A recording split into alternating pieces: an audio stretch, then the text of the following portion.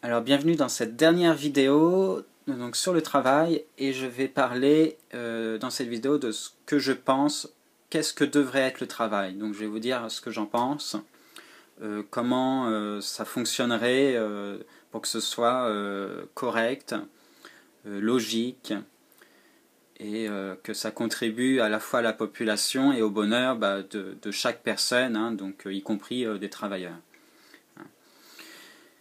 Donc le travail,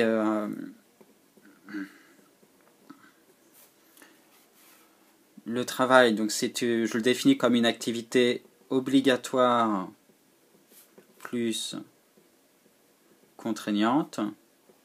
Donc contraignant parce que c'est obligatoire, mais ça peut aussi avoir d'autres contraintes selon les activités qui seraient donc obligatoires. Bien que je suis convaincu que l'on peut rendre toute activité agréable, mais il y aura toujours cette contrainte d'obligation.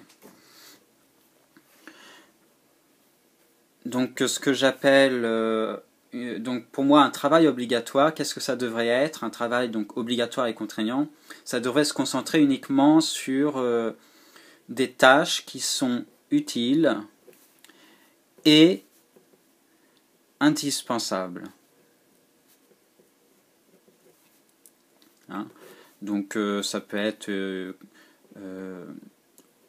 alors je pense que c'est des tâches simples, ça devrait être des tâches simples, mais on peut imaginer d'autres activités. Donc dans la deuxième vidéo, j'avais parlé déjà de ça, et j'avais dit que une activité utile et indispensable, c'était une activité qui nous permet de vivre physiquement, donc qui remplit nos besoins physiques, donc comme se nourrir, s'abriter, etc., être en bonne santé. Utile, je précise un peu utile, hein, il s'agit vraiment d'être utile et pas un mélange d'utile et de danger, hein, pas un mélange un peu comme l'agriculture qui aujourd'hui va nous fournir de la nourriture, donc utile, mais qui en plus va nous mettre en mauvaise santé et provoquer plus facilement des maladies, affaiblir nos corps, plus ou moins. Et donc utile, c'est aussi la qualité, hein. C'est conserver quelque chose de qualité, quelque chose de sain. Voilà. Donc là, qu'est-ce que ça veut dire? Qu'est-ce que devrait être le travail? Donc on se concentre sur les activités utiles et indispensables, donc on va éliminer toutes les autres, et donc on va garder que ces activités-là. Donc ça veut dire que donc on aura un ensemble aujourd'hui on a un ensemble de professions, un ensemble d'activités. On a également des nouvelles professions qui voient le jour, d'autres qui disparaissent. Et là, en sélectionnant uniquement les activités utiles et indispensables, on se retrouverait avec des tâches sur un camembert. Il resterait plus que ça. Parce qu'aujourd'hui, on a beaucoup de professions superflues. Alors des professions aussi utiles, mais qui détruisent un peu, qui ont détruit un peu l'objectif primaire qui était de nous rendre service. Donc on garderait que ça, et dans ce schéma-là, il y aurait une reprécision des tâches, hein, pour que ce soit de qualité. Donc là, c'est utile. Et il y aura une retransformation de ces tâches pour qu'on soit sûr que on aille bien sur la qualité. Et donc par exemple, j'imagine qu'un hectare de champ, on le transformerait avec un mélange de potager, de verger et de prairies, quoi. Les maisons, l'immobilier se transformerait avec quelque chose de beaucoup plus organisé, avec des abris assimilés à une cabane ou tente à titre de chambre pour chaque famille, et le reste serait des lieux communs pour la cuisine, le linge, les loisirs, le confort, voilà. Un peu comme dans un camping où chacun a sa petite zone d'habitation, d'intimité, qui ne ressemble pas plus qu'à une chambre, hein, c'est juste une chambre, voilà, c'est cette intimité-là uniquement. Et ils ont des toilettes communs avec tous les autres campeurs, ils ont pour l'hygiène les toilettes, et là, ça pourrait, y compris pour les loisirs, et là on pourrait rajouter en plus aussi le matériel de cuisine. Une mise en commun pour le matériel de cuisine. Donc là, pour les mobiliers, le transformer en termes de qualité, ce serait une révision sur l'organisation et certainement aussi sur les produits utilisés. Par exemple, un abri, on peut faire quelque chose de très simple, que ce soit avec du bois ou autre, et il y a moins d'exigences du coup, parce que voilà, s'il y a un petit problème, on le répare facilement.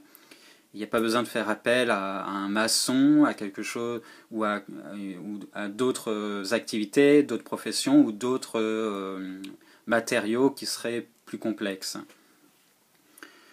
et qui aujourd'hui nous proviennent en plus d'entreprises. Voilà. Donc l'objectif, voilà, c'est de conserver uniquement aujourd'hui les activités utiles et indispensables pour le travail, et de revoir chacune de ces activités pour progressivement, parce que ça ne va pas se faire du jour au lendemain, améliorer leur qualité, pour que ça réponde vraiment à nos besoins physiques. Donc tout le reste, ça ne va pas disparaître en soi, seulement ça va, tout ce côté-là, ça va être à travers le temps libre. Et donc là, on va réellement voir qui aime vraiment le métier qu'il fait. Vu que ce sera plus obligatoire, ils pourront utiliser leur temps libre pour faire le même métier, si c'est vraiment leur passion et qu'ils aiment ça et que c'est vraiment leur chemin de vie, ils pourront toujours continuer. Ou faire semblant si c'est un sujet qui n'a plus aucun sens dans cette nouveauté. Mais du coup, on va se retrouver avec une réorganisation des activités pour aller à l'essentiel, et à l'essentiel de ce que les gens ont besoin, de ce que les gens aiment vraiment. Et donc, ce sera probablement des sujets comme les arts, des loisirs, des activités, des animations. Ça va être l'école, ça va être l'éducation, l'instruction. Ça va être aussi en termes de santé, pas d'urgence pour nos besoins physiques, mais voilà, un intérêt pour la santé, de soigner quelqu'un, etc. Donc il y aura certainement quelques professions, quelques activités obligatoires qui seront à la fois une passion et utiles. Voilà. Une fois qu'on a fait cette sélection, donc on va se retrouver vraiment avec un minimum d'activités et à travers ces activités, on peut imaginer déjà ce qui va se passer, c'est que au lieu qu'il y ait un seul agriculteur pour 1 hectare de champ, par exemple, on va se retrouver avec 200 personnes disponibles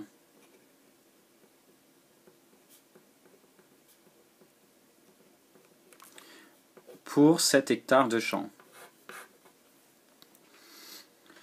Et donc vous imaginez déjà ce qui va se passer, c'est que au lieu de travailler 5 jours par semaine, on pourra se réorganiser facilement en étant je sais pas, 1 heure par semaine, ou pour les moins optimistes, ce sera peut-être 1 jour par semaine.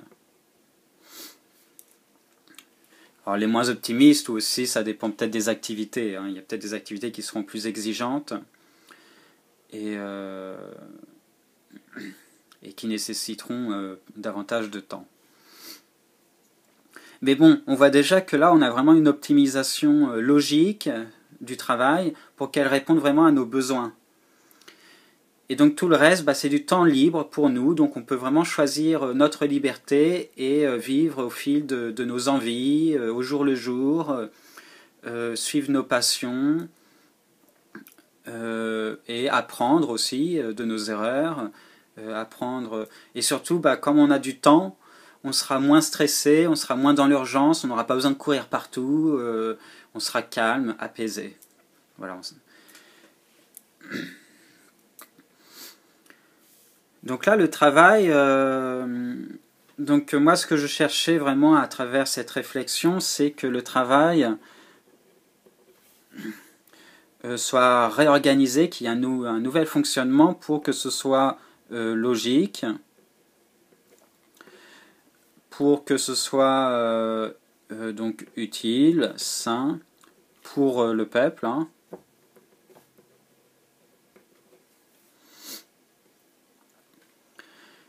Et donc ce qui est important aussi, c'est que le travail, donc ça j'en ai pas parlé, c'est qu'il soit minimal. Et là, avec ça, là, le fait qu'on soit beaucoup plus nombreux pour une même tâche, eh bien on va pouvoir vraiment le rendre minimal. On n'aura plus besoin de consacrer son temps 5 jours par semaine à faire quelque chose soit à contre-cœur, soit que l'on aime, mais avec des obligations qui nous mettent qui ne respectent pas notre rythme parce que voilà, il faut qu'on bosse, et on est fatigué, on a la pression, on perd un peu les pédales et on risque d'aller en dépression, de faire des erreurs ou toute autre chose. Là, en se concentrant sur vraiment l'essentiel, parce que voilà, le travail, hein, si on a besoin de travail, c'est vraiment que pour nos besoins physiques, pour que l'on puisse survivre physiquement, donc se nourrir. Hein, se nourrir, il y a besoin de faire des tâches, et je peux comprendre que ce soit obligatoire. Parce que ça ne va pas se faire tout seul, bien que là j'ai encore un esprit utopique sur le sujet, mais ce n'est pas l'objet de cette vidéo. Là, voilà, on a vraiment un travail qui est prévu pour remplir cette utilité, donc se nourrir, être en sécurité, en bonne santé. Et comme on se concentre vraiment là-dessus, on peut l'optimiser et donc le rendre minimal. On peut l'optimiser pour améliorer sa qualité et le rendre utile et sain. Et donc après, voilà, l'objectif argent, il perd son sens. L'objectif d'entreprise, l'objectif économique perd son sens aussi. Et du coup, au lieu de se retrouver dans un esprit de compétition entre les entreprises, de concurrence et compagnie, on se retrouve dans un esprit de collaboration, d'entraide, et où le bénévolat a aussi son sens, son mot à dire. Et il est fort à parier que si on met ça en place, on en arrive à un monde beaucoup plus simple, beaucoup plus correct. Mais ce que je voulais en venir, c'est que je pense qu'on peut arriver au final à la disparition même du travail, parce qu'il sera naturellement fourni par du bénévolat. Et donc pour le droit de vivre, là on l'obtient par défaut. Soit on l'obtient par défaut naturellement parce que il n'y a plus de travail, on est vraiment libre, et que en choisissant, en ayant cette liberté, on obtient ce droit de vivre, on peut se nourrir, etc. Mais s'il y avait besoin quand même de travail, il serait tellement minimal que on considérerait plus ça comme un calvaire, comme quelque chose à contre-cœur, comme un sacrifice. Ce serait vraiment on le ferait parce qu'on sait ce que ça nous apporte directement. On voit l'utilité directe de nos gestes. On peut se nourrir, on peut en fournissant un jour par semaine ou 1 heure par semaine, on sait que c'est pas grand chose dans notre liberté, mais au moins on sait que ça nous sert à nous nourrir, à être en bonne santé, à faire face aux imprévus, etc.